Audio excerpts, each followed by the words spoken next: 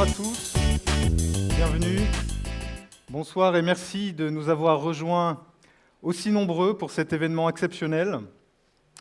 157 jours exactement nous séparent de l'élection présidentielle. Le brouillard se lève peu à peu sur les forces en présence et peut-être qu'au matin du 7 mai 2017, le soleil resplendira sur le champ de bataille comme à Austerlitz.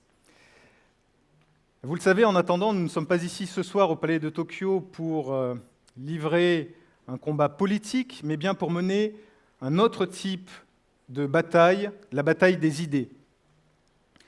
À l'Institut de l'entreprise, si les idées sont à la fois notre matière première et notre raison d'être, nous conservons malgré tout l'humilité de l'artisan. Nous n'avons pas l'orgueil de croire que nos idées changent le monde, mais nous sommes assez présomptueux pour penser qu'elles peuvent influencer celles et ceux dont le métier est de rendre possible ce qui est souhaitable. Je veux parler évidemment des hommes et des femmes politiques qui brigueront les suffrages des Français dans quelques mois.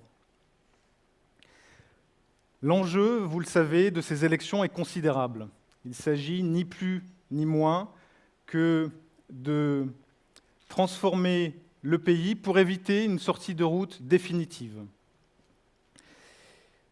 C'est pourquoi cet enjeu mérite que nous mobilisions toutes nos énergies. Et il nous a semblé à la fois utile et urgent de mobiliser l'intelligence collective de ceux, et ils sont nombreux, qui se reconnaissent dans notre démarche. Dans quelques minutes, ils monteront sur scène. Ils sont 12. Ils sont là. 12 hommes et femmes, acteurs de la société civile. Ils ont des idées, et ça tombe bien, ce soir, nous leur donnons la parole. 12 voix singulières qui nous sortent du conformisme. Qu'elles vous paraissent minuscules ou démesurées, qu'elles vous paraissent irréalistes ou pragmatiques, ces idées, leurs idées, méritent toute votre attention. Leur point commun, susciter le débat pour transformer notre pays. Alors, avant de passer aux choses sérieuses, quelques petites précisions. Nous avons, grâce au Figaro, notre partenaire pour cette soirée, un débat qui est suivi aussi en direct sur les réseaux sociaux, en particulier sur Facebook et Twitter. Vous avez toutes les informations de connexion sur l'écran qui s'affiche derrière moi. N'hésitez pas à vous connecter. Simplement, n'oubliez pas, s'il vous plaît, de passer vos téléphones portables sur le mode silencieux. Je sens que vous piaffez d'impatience, et eux aussi. Alors je vous propose de passer sans plus tarder au premier de nos intervenants. Il conduit la stratégie de transformation digitale de l'une des plus belles entreprises industrielles françaises. Il va nous parler d'innovation et de territoire d'excellence. Il a la lourde tâche d'être le premier à s'exprimer. Je vous demande d'accueillir comme il se doit Olivier Delabroix.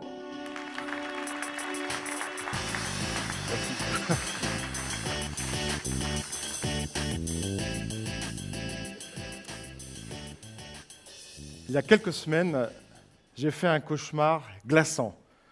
Je me suis réveillé en sursaut au moment où le président des États-Unis et Poutine jouaient à qui allait déclencher le premier le feu nucléaire. Poutine avait financé massivement des mouvements nationalistes pro-russes dans les États baltes. La Russie avait envahi la Lettonie, qui s'était soulevée contre ces mouvements. L'OTAN, affaiblie par le départ des États-Unis, n'a pas réagi. L'Europe, fracturée comme jamais, n'a pas réagi. Poutine a poussé son avantage, a envahi la Lettonie, l'Estonie, qui a déclaré la guerre à la Russie. Les jeux d'alliance se sont mis en place. Daesh a commis des attentats synchronisés dans plusieurs ambassades américaines dans les États baltes, tuant des dizaines de citoyens américains. Et là, je me suis réveillé, en sueur, mais dans ma chambre, tranquillement. J'allume la radio, et la voix des journalistes était bizarre, atone, choquée, sonnée, très bizarre. Et nous étions le 9 novembre. Et là, Ma fille, Sohan, 5 ans, déboule dans la chambre et me dit « Papa, papa, c'est qui Donald Trump? C'est un méchant ?» Et là, comme une évidence, je me dis « Le cauchemar a commencé, c'est invité dans la vraie vie. » Et tout de suite, une urgence d'agir ensemble. Et agir, c'est d'abord prendre le temps de comprendre comment on en est arrivé là. Prenons la montée des extrêmes. L'histoire nous apprend qu'il n'y a rien là d'étonnant. Depuis 1870, dans les pays occidentaux, l'augmentation de l'extrême droite dans les 5 ans qui suivent une crise financière majeure atteint 30 à 35%. 2008, crise des subprimes, plus 5 ans, c'est imparable. L'histoire ne fait que se répéter.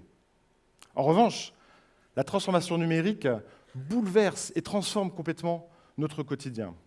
Les premiers téléphones portables, c'était il y a moins de 20 ans, premier iPhone, il y a moins de 10 ans, et aujourd'hui, les GAFA occupent les premières places des capitalisations boursières. Mais les GAFA occupent surtout les premières places dans notre quotidien, car nous avons laissé leur algorithme dicter notre vision du monde. Alors, quand Facebook me pousse des vidéos de surf parce qu'il a finement compris que je suis du Pays Basque et que je passe mon temps à Biarritz, tout va bien. Mais quand les algorithmes nous prédisent jusqu'au milieu de la nuit que le Riemen va passer en Grande-Bretagne, quand 5 mois après, ils nous refont le coup, j'ai en tête le graphe du New York Times, qui, jusqu'au milieu de la nuit, nous dit que Hillary Clinton va être présidente. Et je ne parle pas des primaires de la droite.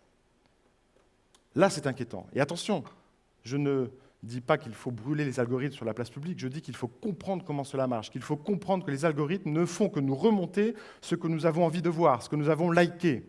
Les réseaux sociaux, ce n'est pas le journal de 20 heures. Et ça, les médias, les politiques ne l'ont pas compris. Nos élites ne comprennent pas qu'elles ne comprennent plus les transformations du monde. Est-ce que nous allons accepter ce monde qui se dessine devant nous? La transformation numérique telle qu'elle est pilotée, orchestrée par la Silicon Valley et ses plateformes, elle exclut. Les gens sont perdus, les gens se disconnectent les uns des autres, se replient sur eux-mêmes, sur leurs croyances, sur leur nation.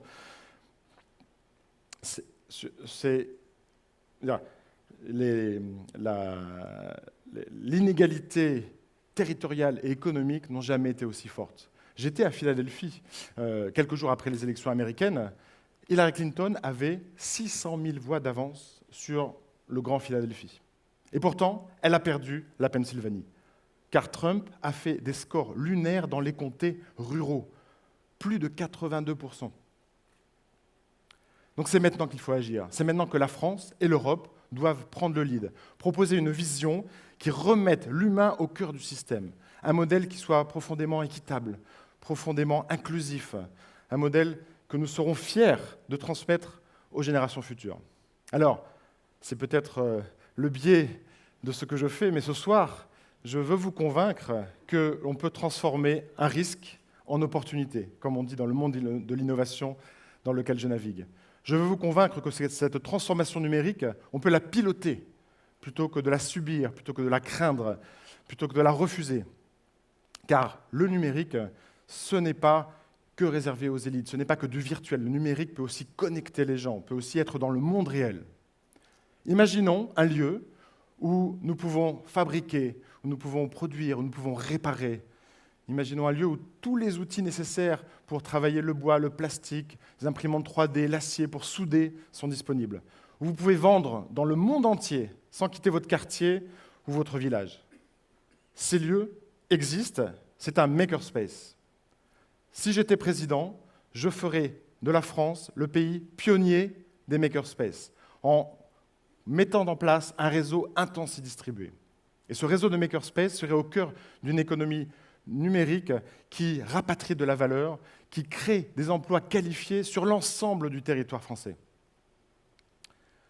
Si j'étais président, je lancerais un vaste programme Erasmus.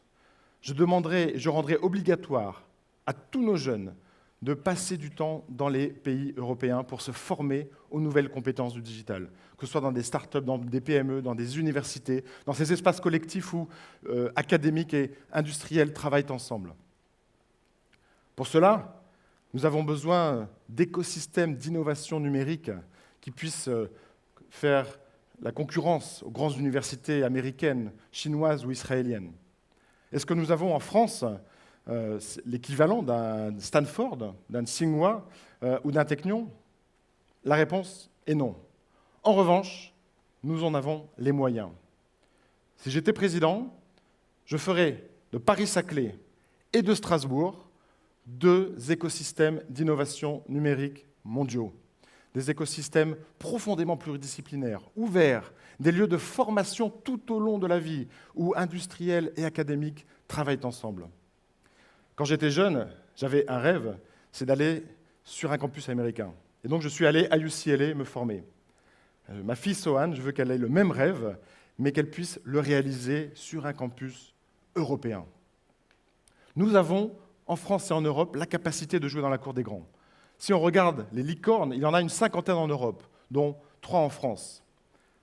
La guerre n'est pas perdue, mais si nous voulons appliquer les propositions que je vous ai faites, il va falloir financer. Si nous voulons jouer dans la cour des grands, il va falloir financer. Les États-Unis, c'est 1 000 milliards de dollars en 40 ans sur le numérique. Et donc, si j'étais président, je lancerais un vaste programme de financement public-privé sur le numérique. Il faudra faire des choix en France, il faudra faire des choix en Europe, il faudra flécher des fonds existants, qu'ils soient régionaux, nationaux ou européens, vers le numérique. Il faudra que les industriels travaillent avec nous pour réaliser et financer ces opérations. La transformation numérique, c'est une révolution. Il nous appartient de faire en sorte que ce soit une révolution douce. Nous le devons à nos enfants. Nous devons construire ce monde où l'accès est un droit et non pas un privilège. L'accès à pouvoir faire les choses, l'accès à l'éducation de haut niveau, l'accès au financement. Ma fille Sohan pourra ainsi être championne de surf, mais aussi monter sa start-up, la financer et aller à Oslo ou à Strasbourg pour la développer, et ainsi assurer la retraite de son cher papa. Pour ma fille Sohan, ce fameux 9 novembre ne sera plus qu'un mauvais souvenir. Ou plutôt, j'aime à penser que ce sera le premier jour d'une nouvelle ère. Merci. Merci. Merci Olivier. Super. Merci Olivier.